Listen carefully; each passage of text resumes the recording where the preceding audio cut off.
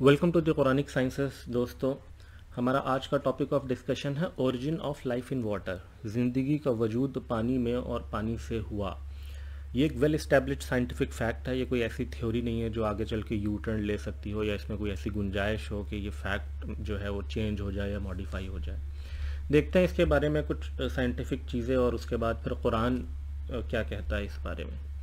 सबसे पहला जो ऑर्गेनिक कंपाउंड है उसका वजूद पानी में आया। प्रिमिटिव कंडीशंस थी अर्थ पे उस वक्त, और वो ऑर्गेनिक कंपाउंड्स इनऑर्गेनिक कंपाउंड्स के ज़रिए से ही बना था। और जो सबसे पहला ऑर्गेनिज्म था उसको नाम दिया गया था कोसरवेट्स, और वो वाटर बॉडीज़ में ही यानी पानी में ही वजूद में आया था। ये एक पिक्चर है, आप देख सकते हैं कि पानी का कितना इम्पॉर्टेंट और सिग्निफिकेंट रोल है, और पानी एज एन एलिमेंट या हमारी कंपोजिशन जो है बॉडी की उसमें किस कदर उसका ह्यूज अमाउंट है।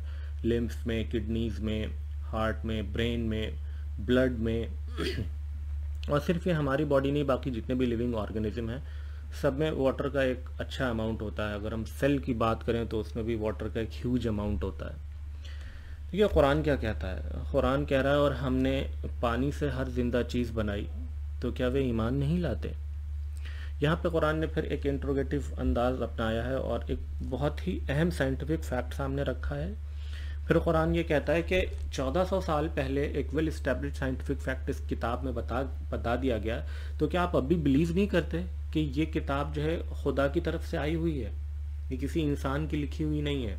सऊदी अरब के उस लोग जो थे उस वक्त बिल्कुल देवर अनएजुकेटेड।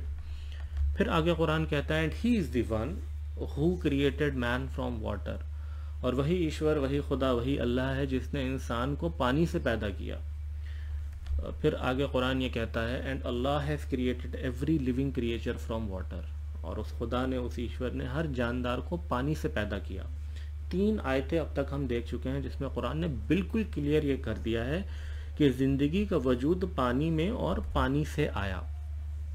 अब ये आखिरी आयत, और इसमें थोड़ा सा समझना पड़ेगा, इसको पॉइंट ऑफ डिस्कशन बनाना है। His throne was on the water, यानी अल्लाह का अर्श पानी पर था। और इस आयत को समझने के लिए हमें पिछली जो 3 आयतें हैं उनके चश्मे से देखना पड़ेगा।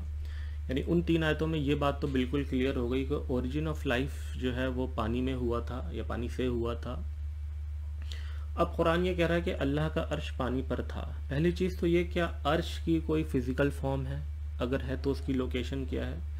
इन सारी चीज़ें बिल्कुल एक अलग टॉपिक हो जाएगा। यहाँ पर अर्श से हम ये समझ सकते हैं कि अर्श का ताल्लुक़ अल्लाह की बादशाहत से है। जैसे किसी की कुर्सी होती है ना, उनकी कुर्सी छिन गई या चली गई, मतलब ये कि अब उनका जो पावर है वो चली गई। तो यहाँ पर यह कि अर्श का ताल्लुक़ अल्लाह की बादशाहत पे है, बादशाहत से है। और फिर ये कि अल्लाह का अर्श पानी पर था, यानी अल्लाह की बादशाहत की शुरुआत पानी पर हुई थी। वो कैसे?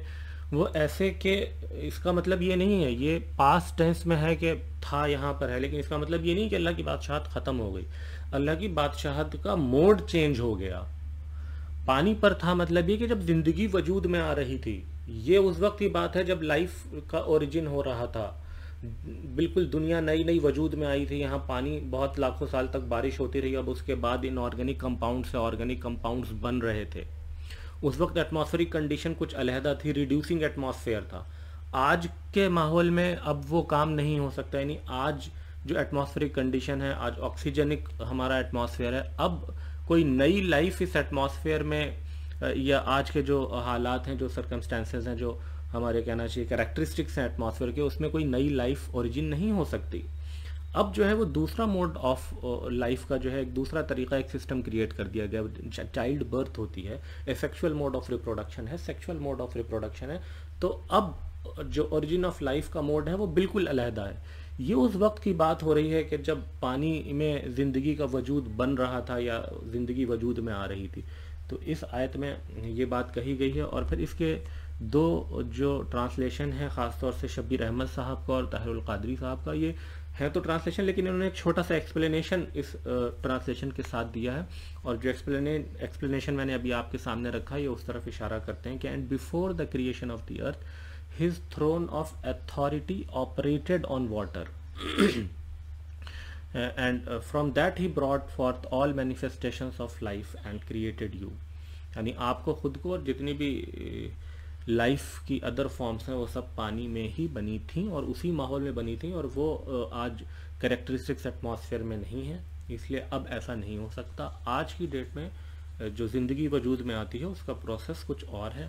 फिर शब्बीर अहमद साहब ये कह रहे हैं, he has supreme control over the origination of life which began in water. यानी उसका अल्लाह ताला का बादशाहत या उसकी कंट्रोल था पूरा ओरिजिन ऑफ लाइफ के ऊपर, जब वो पानी में ज़िंदगी वजूद में आ रही थी। ये बहुत इम्पॉर्टेंट आयत थी। दोस्तों, इसी तरीके के और कुरानिक इंसाइट्स के लिए हमारे चैनल से जुड़े रहें और सब्सक्राइब करें। Thank you very much.